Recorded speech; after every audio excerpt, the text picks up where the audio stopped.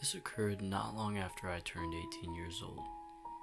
My girlfriend had also just turned 18 a few days ago, which meant her parents had finally trusted her and I to be alone in the house while they went out for dinner. My girlfriend had always been a fan of horror films and creepy things in general. She loved reading creepypastas and watching dark and gory films such as Hostel and Saw. One evening, I was sitting with her while she finished watching the last few minutes of The Human Centipede. We both had a few drinks and I was about to go to bed, but she suggested we look for other horror films to watch online. Despite my tiredness, I obliged. A few minutes of searching on her laptop revealed all of her favorite online film sites had been taken down. That's when she suggested a chilling alternative. "Ever heard of the dark web?" she asked. I had heard whispers around school about it, but never took much interest. "Yeah, I have," I replied, trying to act brave. A smile of excitement appeared on her face. I could tell she was slightly drunk and in that sort of "I don't care what happens" mood. I decided to go to the kitchen to fetch her some water. When I came back, I noticed she had a site open called Censor View. The site displayed the pictures of movie posters I had never seen before. I correctly assumed it was a site that sold banned horror films from other countries. All of them looked pretty unoriginal, nothing I hadn't seen before, all except for one. The one my girlfriend was hovering the mouse clicker over. The movie was called The Visiting. The display picture was simply a white background with The Visiting written in Arial black font. We were both fascinated as to what it was. I took out my iPhone and searched for the plot of the film, yet I found nothing. Just a few stupid YouTube videos and irrelevant forums. However, when I looked back up from my phone, I caught a glimpse of my girlfriend typing in her name and address into various boxes on a page titled Order Details, before, to my horror, she clicked the submit button. I was caught in a state of anger and shock. I manically shouted at her, explaining how dangerous it was dispersing her personal details into such a messed up place as the dark web. I could see my attempts to correct her were futile, as the alcohol was hitting her hard and she was not paying attention whatsoever.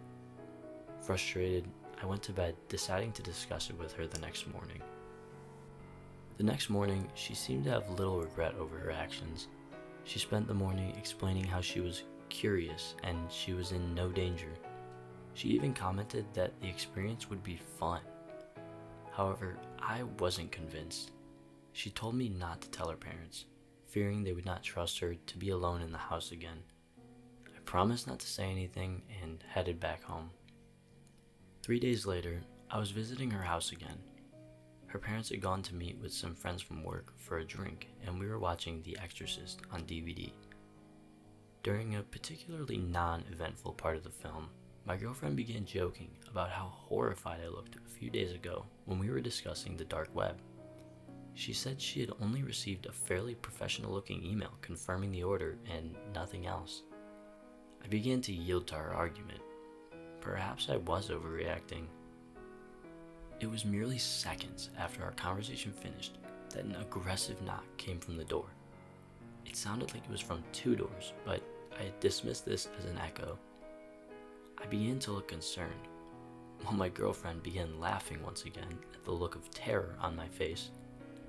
I put on a fake smile as I walked towards the door. It erased clean from my face when I saw who stood outside.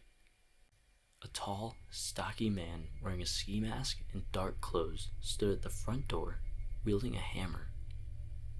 I was about to call out to my girlfriend to call the police, when a blood-curdling scream echoed through the house. I raced back into the room to see my girlfriend pointing at the window facing the garden. An identical man stood at the window, only he was holding a small bat. I grabbed my girlfriend's hand and sprinted up the stairs. We hid in the master bedroom while I called the police on my mobile, who told me they would be there as soon as possible. As I finished the call, I heard one of the doors smash and loud, rapid footsteps heading up the stairs. They were in the house. Without thinking, I pushed the window open and told my girlfriend to jump, run, and not look back. She jumped and landed safely onto the grassy garden below. I was about to follow, but hesitated, wondering if I could put up a fight and, in doing so, allow my girlfriend more time to escape. It was then I heard a deep, aggressive voice just outside the room. The man shouted something in a foreign language, whilst I heard laughs from two other men outside. All bravery evaporated, and I jumped, landing harshly on my ankle. The adrenaline racing around my body allowed me to power through the pain, and I eventually caught up to my girlfriend. We were running for what seemed like hours, but in reality was most likely 10 minutes. We ended up next to the local park, a safe distance away from the house. My girlfriend began sobbing, and I comforted her, trying to avoid my own desire to break down. It was not long after when the police called me on my mobile. They were at the house, and as far as they could tell, the attackers were gone. After taking a few minutes to compose ourselves, my girlfriend and I made our way back. There were 3 police officers at the house. One was examining each room for any damage or evidence left by the men. One was comforting my girlfriend, while the other asked me questions. The shock was clouding my memory. I was only able to tell them a few details about their clothing and the fact they spoke in an Eastern European language.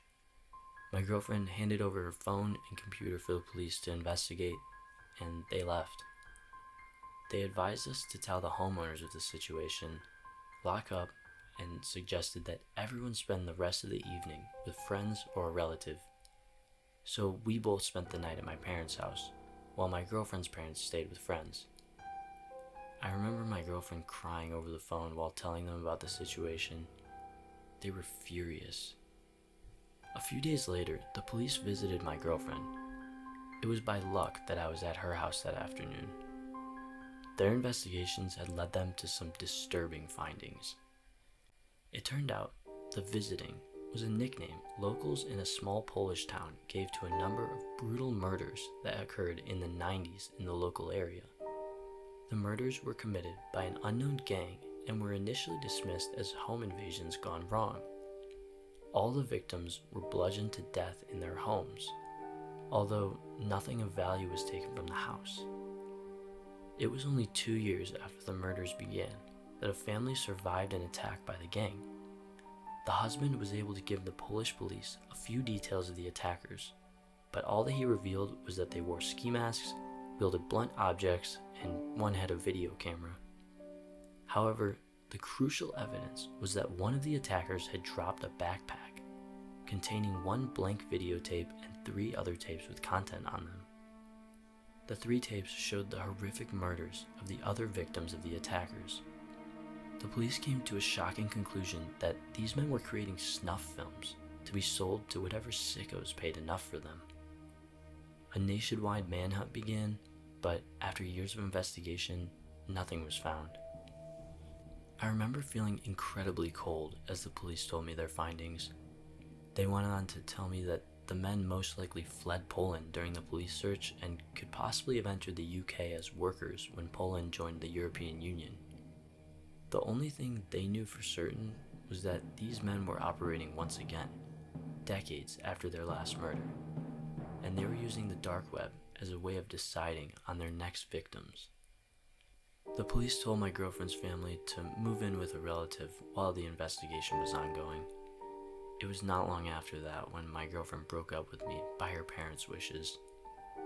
I assumed her parents suspected me of forcing her into using the dark web. My girlfriend discovered later that various documents containing her information had been taken from the house. I'm not allowed to see her, but our parents still speak. From what they tell me, her mental state has become incredibly fragile. It broke my heart to hear this. I can safely say the police will never find the attackers using the information I gave, which means they will most likely strike again.